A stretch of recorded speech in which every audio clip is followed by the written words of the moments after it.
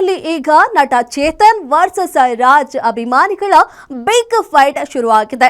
ಕರುನಾಡ ರತ್ನ doctor Rajkumar ಅವರ ಸ್ಮಾರಕದ ಬಗ್ಗೆ ನಟ ಚೇತನ್ ಅಹಿಂಸಾ ನೀಡಿದ ಒಂದು ಹೇಳಿಕೆ ಈಗ ಅವರ ಮನೆ ಬಾಗಿಲಿಗೆ ಸಂಚಲನ ತಂದಿದೆ. ಪ್ರತಿಭಟನೆ, ಆಕ್ರೋಶ ಮತ್ತು ಅಂತಿಮವಾಗಿ ಚೇತನ್ ಅವರ ಕ್ಷಮೆವರೆಗೂ ಕಂಪ್ಲೀಟ್ ಸ್ಟೋರಿ ಇಲ್ಲಿದೆ ನೋಡಿ.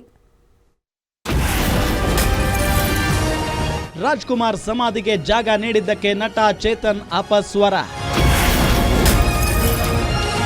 ಕನ್ನಡ ಪರ ಹೋರಾಟಗಾರರು ಮುತ್ತಿಗೆ ಹಾಕ್ತಿದ್ದಂತೆ ಕ್ಷಮೆ ಕೇಳಿದ ಚೇತನ್.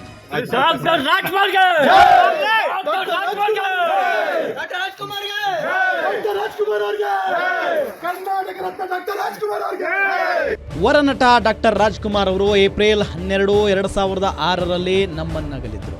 ಅವರ ನಟನೆ, ವ್ಯಕ್ತಿತ್ವ ಹಾಗೂ ಸಾಧನೆಗೆ ಗೌರವ ಸಲ್ಲಿಸುವ ಸಲುವಾಗಿ ರಾಜ್ಯ ಸರ್ಕಾರವು ಬೆಂಗಳೂರಿನಲ್ಲಿ 2.5 ಎಕರೆ ಭೂಮಿಯನ್ನ ಅವರ ಸಮಾಧಿಯ ಸ್ಮಾರಕ ಕಾಂಪ್ಲೆಕ್ಸ್ಗಾಗಿ ಮೀಸಲಿಟ್ಟಿದೆ.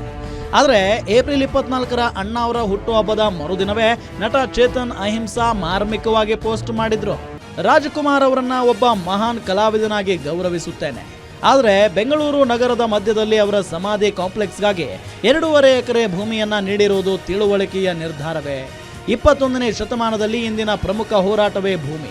ಅದನ್ನ ಗಮನದಲ್ಲಿಟ್ಟುಕೊಂಡು ಸರ್ಕಾರವು ಸಾರ್ವಜನಿಕರ ಉಪಯೋಗಕ್ಕೆ ತಕ್ಕಂತೆ ಭೂಮಿ ಹಂಚಬೇಕು, ಕೇವಲ ಮತಗಳ ಲಾಭದ ಉದ್ದೇಶದಿಂದ ಅಲ್ಲ ಎಂದು ಬರೆದುಕೊಂಡಿದ್ರು. ಇನ್ನು ಈ ಪೋಸ್ಟ್ ನೋಡಿದ ಅಣ್ಣ ಅವರ ಅಭಿಮಾನಿಗಳು ಚೇತನ್ ಅಹಿಂಸಾ ವಿರುದ್ಧ ಕಿಡಿಕಾರಿದ್ದಾರೆ. ರಾಜ್ಕುಮಾರ್ ಅವ್ರ ಮೇಲೆ ಇಲ್ಲ ಸಲ್ಲದ ಆಪಾದನೆಗಳನ್ನು ಮಾಡೋರ ಜೊತೆಗೆ ಅವ್ರನ್ನ ಇದು ಮಾಡಬೇಡಿ. ಯಾಕಂದ್ರೆ ಅವ್ರು 20 ವರ್ಷ ಆಗಿದೆ ತೀರೋಗಿ. ಪುನಃ ಅವ್ರ ಬಗ್ಗೆ ಸುದ್ದಿಗಳು ಎತ್ಕೊಂಡು ಇದು ಮಾಡಿ ಪ್ರಚಾರ ಪಡೆಯುವಂತ ಕೆಲಸಗಳನ್ನು ಮಾಡಬೇಡಿ. ಹಾಗಾಗಿ ನಿಮ್ಮ ಮಾತಿಗೆ, ನಿಮ್ಮ ಬರಹಕ್ಕೆ ನಮ್ಮ ಧಿಕ್ಕಾರವಿದೆ. ದಯವಿಟ್ಟು ನಮ್ಮ ಅಭಿಮಾನಿಗಳನ್ನ ಕೆಣಕಬೇಡಿ. ಮುಂದಿನ ದಿನಗಳಲ್ಲಿ ಇದರ ದುಷ್ಪರಿಣಾಮಗಳು ಬಹಳ ರೀತಿಯಲ್ಲಿ ಎದುರಿಸಬೇಕಾಗುತ್ತೆ.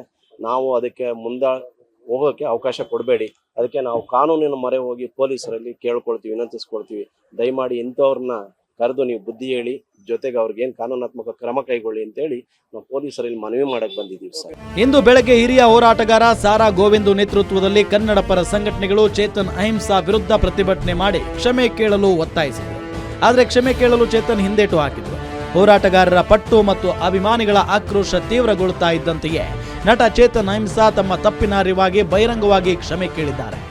ನಾಯಕ್ ಅವರು, ಯೋಗೇಶ್ ಅವರು ಬಂದು ನಾವು ಅನೇಕ ವಿಚಾರಗಳು ಹಂಚಿಕೊಂಡಿದ್ವಿ. ಅವ್ರು ಬಂದಾದ್ಮೇಲೆ, ಶಿವರಾಮೇಗೌಡರು ಬಂದಾದ್ಮೇಲೆ ನಾನು ಕೂಡ ಯಾರಿಗಾರು ಮನಸ್ಸಿಗೆ ಮತ್ತೆ ರಾಜ್ಕುಮಾರ್ ಅಭಿಮಾನಿಯವರ ಸಂಘದವರಿಗೆ ಮನಸ್ಸಿಗೆ ನೋವಾಗಿದೆ, ಅದು ನನ್ನ ಕಡೆಯಿಂದ ನಾನು ವಿಷಾದ ವ್ಯಕ್ತಪಡಿಸ್ತೀನಿ. ನಾನು ಕ್ಷಮೆನೂ ಕೇಳ್ತೀನಿ. ಮತ್ತೆ ಮುಖ್ಯವಾಗಿ ಯಾರ ಮನಸ್ಸು ನೋವು ಮಾಡೋದು ನನ್ನ ಉದ್ದೇಶ ಅಲ್ಲ. ರಾಜ್ಕುಮಾರ್ ಅಭಿಮಾನಿಗಳು ನಾನು ಸಹ, ಆದರೆ ಮುಖ್ಯವಾಗಿ ನಮ್ಮ ಸಮಾಜದ ಜಾಗೃತಿ ಆಗಬೇಕು, ಒಂದು ಉತ್ತಮ ಪ್ರಜಾಪ್ರಭುತ್ವ ಕಟ್ಟಬೇಕು.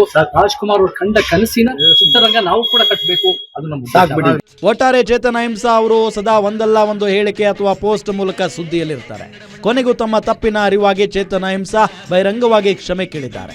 ಈ ಮೂಲಕ ಕಳೆದ ಕೆಲವು ಗಂಟೆಗಳಿಂದ ಸೃಷ್ಟಿಯಾಗಿದ್ದ ಹೈ ಡ್ರಾಮಾಕ್ಕೆ ಸದ್ಯಕ್ಕೆ ತೆರೆ ಬಿದ್ದಿದೆ. Girish Bagur, crime bureau, guarantee news, Bengaluru. Doctor Rajkumar ಅವರಿಗೆ, ಕರ್ನಾಟಕ ರತ್ನ ಡಾಕ್ಟರ್ ರಾಜ್ಕುಮಾರ್ ಅವರಿಗೆ.